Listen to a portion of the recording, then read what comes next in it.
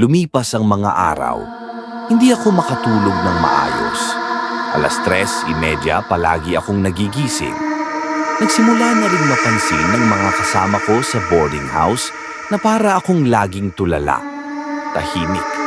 Nagkukulong sa kwarto. Isang gabi, naglalakad ako pauwi mula sa site nang makasalubong ko si Mang Enoy, isang matandang taho vendor na araw-araw naglalako sa tapat ng construction. Tumigil siya sa harap ko. "Iho, may dala kang hindi mo dapat hawakan."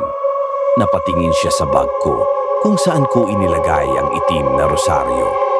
"Ibalik mo yan kung saan mo nakuha. Hindi yan para sa'yo."